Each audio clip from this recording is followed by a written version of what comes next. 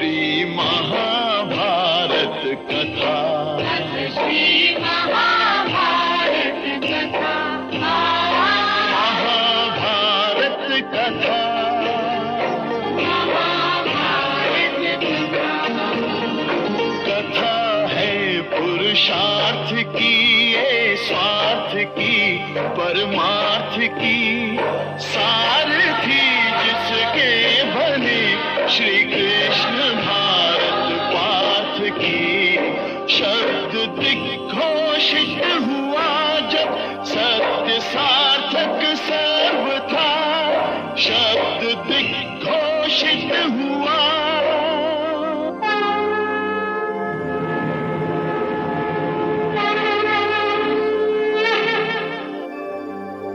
यदा यदा हि धर्मस्य ग्लानिर्भवति भारत, अभ्युत्थानम् अधर्मस्य तदात्मानं सृजाम्यहम्। परित्राणाय साधूनां विनाशाय च दुष्कृतां, धर्म संस्थापनार्थाय संभवामि युगे युगे।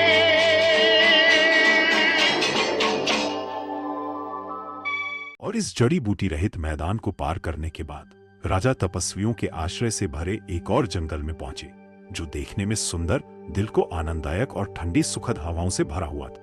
और यह फूलों से ढके पेड़ों से भरा हुआ था। मिट्टी सबसे नरम और हरी घास से घिरी हुई थी, जो कई मील तक फैली हुई थी और पंख वाले योद्धाओं के मधुर स्वरों से गूंज रही। और ऐसा कोई पेड़ नहीं था जिस पर फल ना हो, कोई ऐसा पेड़ नहीं जिस पर कांटे हों, कोई ऐसा पेड़ नहीं जिसके चारों ओर मधुमक्खियां ना मंडराती हों। और सारा जंगल पंख वाले गायकों की धुन से गूंज उठा, और वह हर मौसम के फूलों से सजा हुआ था। और गुच्छों से सुशोभित शाखाओं वाले वृक्ष मंद वायु से धीरे धीरे लहराने लगे और सम्राट के सिर पर अपने फूल बरसाने लगे। और जंगल अत्यधिक सुंदर था, क्योंकि उन पेड़ों के चारों ओर फूलदार शाखाएं एक दूसरे से चिपकी हुई थी, और भव्यता और रंगों की विविधता के कारण बहुत सारे इंद्रधनुष की तरह दिखते थे। और उस जंगल में जो सदैव प्रसन्न रहने वाले पक्षियों का आश्रय था, राजा ने तपस्वियों का एक रमणीय और मनमोहक आश्रय देखा। और यह सिद्धों, चारणों, गंधर्वों और अप्सराओं की टोलियों, बंदरों और प्रसन्नता से मतवाले किन्नरों का आश्रय था। और राजा ने ऐसी सुंदरता से परिपूर्ण उस मनमोहक वन को देखा, और उसके भीतर पवित्र अग्नि जल रही थी। और राजा ने उस अद्वितीय आश्रय की पूजा की। और उसके पास से, हे राजा, पवित्र और पारदर्शी मालिनी बहती थी, जिसकी गोद में पानी के पक्षियों की हर प्रजाति खेल रही थी।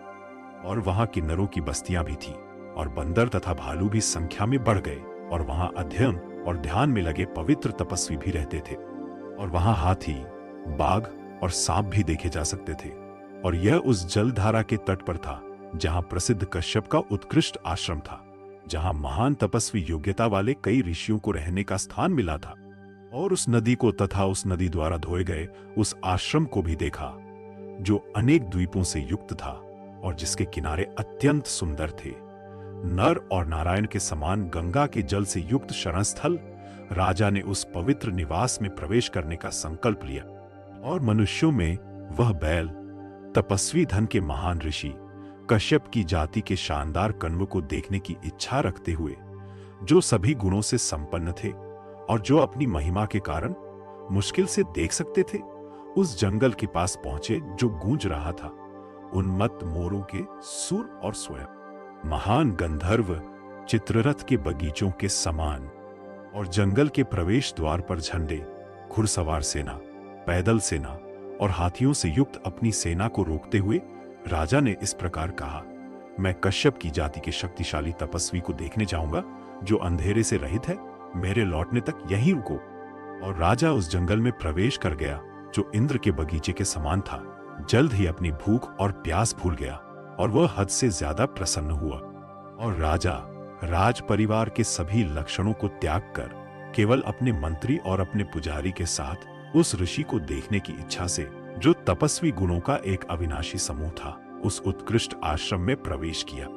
यहाँ मधुमक्खियां मधुर गुंजन कर रही थी और विभिन्न प्रजातियों के पंख वाले योद्धा अपनी धुनें निकाल रहे थे। विशिष्ट स्थानों पर मनुष्यों में से उस बाघ ने प्रथम श्रेणी के ब्राह्मणों द्वारा स्वर शैली के उचित नियमों के अनुसार ऋक मंत्रों का उच्चारण सुना।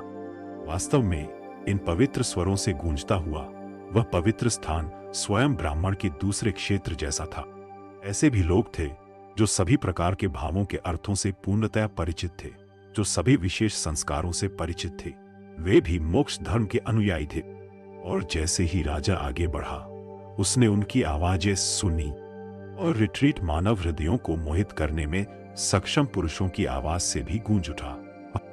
और शत्रुतापूर्ण वीरों के संहारक ने अपने चारों ओर जब देवताओं के नामों का बार बार उच्चारण करना और होम जला भेंट करना में लगे हुए कठोर व्रतों के विद्वान ब्राह्मणों को भी देखा। और राजा उन सुंदर कालीनों को देखकर बहुत आश्चर्यचकित हुआ जो उन ब्राह्मणों ने उसे आदरपूर्वक अर्पित किए थे।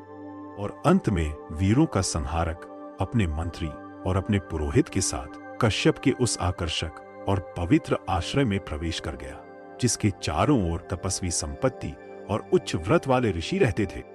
और बिल्कुल अकेले में प्रवेश करते हुए उसने कठोर व्रतों वाले ऋषि कण्व को नहीं देखा।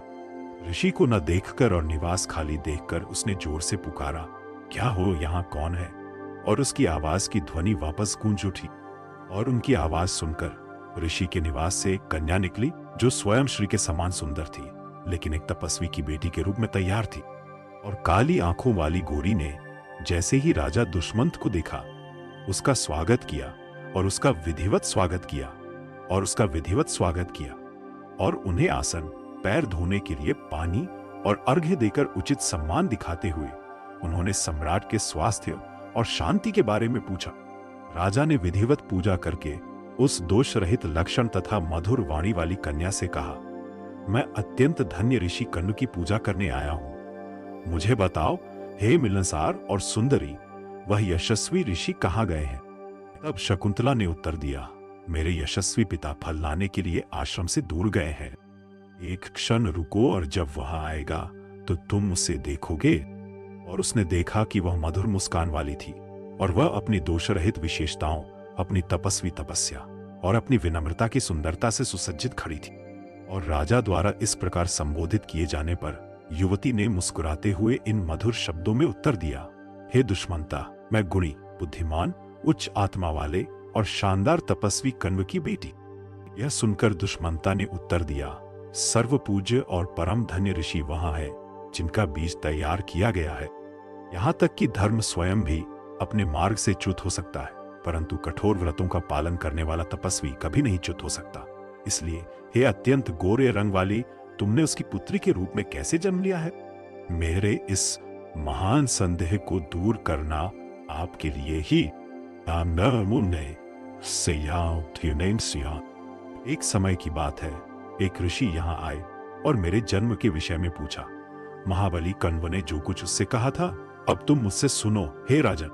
पुराने विश्वामित्र कठोर तपस्या में लगे हुए थे, जिससे देवगणों के प्रमुख इंद्र चिंतित हो गए, जिन्होंने सोचा कि प्रज्वलित ऊर्जा का शक्तिशाली तपस्वी उनकी तपस्या से उन्हें स्वर्ग में उनके ऊंचे आसन से नीचे गिरा देगा।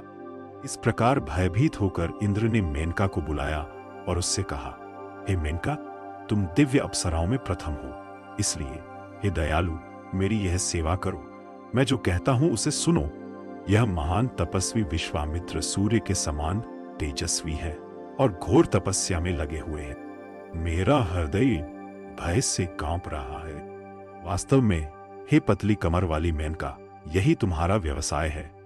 तुम्हें उन आत्मात्मा विश्वामित्र को चिंतन में मग्न और कठोर तपस्या में लगे हुए देखना चाहिए, जो मुझे मेरे आसन से नीचे गिरा सकते हैं। जाओ और उसे प्रलोभित करो और उसकी निरंतर तपस्या को विफल करके मेरा कल्याण करो।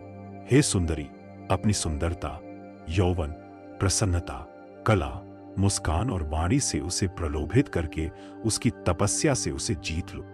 यह सब सुनकर मेनका ने उत्तर दिया, प्रसिद्ध विश्वामित्र महान ऊर्जा से संपन्न है और एक शक्तिशाली तपस्वी है। वह बहुत गुस्सैल भी है। जैसा तुम्हें मालूम है, उस महापुरुष की शक्ति तपस्या और क्रोध ने तुम्हें भी व्याकुल कर दिया है, मुझे भी चिंता क्यों? नहीं होनी चाहिए, होनी चाहिए। वह वही व्यक्ति थे जिन्होंने महान वशिष्ठ को भी अपने बच्चों की अकाल मृत्यु का दुख सहने पर मजबूर किया। वह वही थे जो पहले क्षत्रिय के रूप में पैदा हुए थे, बाद में अपनी तपस्या के आधार पर ब्राह्मण बन गए। मैं ऐसे कामों के लिए उनके पास जाने से डरता हूँ। हे इंद्र, मुझे वह उपाय बताएं जिससे कि मैं उसके क्रोध से न जलूं। वह अपने तेज से तीनों लोगों को जला सकता है, अपने पैर के प्रहार से पृथ्वी को हिला सकता है। हे इंद्र, मुझे वह उपाय बताएं जिससे कि मैं उसके क्रोध से न जलूं। मेरे जैसी महिला ऐसे व्यक्ति को कैसे छू सकती है जो धधकती हुई आग के समान तपस्वी गुणों से भरा हो? उसका मुंह धकती हुई आग के समान है, उसकी आंखों की पुतलियां सूर्य और चंद्रमा के समान है, उसकी जीभ स्वयं यम के समान। तथापि हे देवराज, आपकी आज्ञा से मैं किसी प्रकार उस ऋषि के पास जाऊंगा, परंतु हे देवताओं के प्रमुख, आप कोई ऐसी योजना बनाएं जिससे आपकी रक्षा करके मैं सुरक्षित रूप से उस ऋषि के चारों ओर विचरण कर सकूं। मुझे लगता है कि जब मैंने ऋषि के सामने खेलना शुरू किया तो बेहतर होगा कि मरुत हवा के देवता वहां जाएं और मेरी पोशाक लूट ले, और आपके आदेश पर मनमथ प्रेम के देवता ने भी मेरी मदद की होगी। और तब डरपोक और सुंदर मेनका ने एकांतवास में प्रवेश किया और वहां विश्वामित्र को देखा, जिन्होंने अपनी तपस्या से अपने सभी पापों को जला दिया था और अभी भी तपस्वी तपस्या में लगे हुए थे। और ऋषि को प्रणाम करके वह उनके सामने क्रीड़ा करने लगी।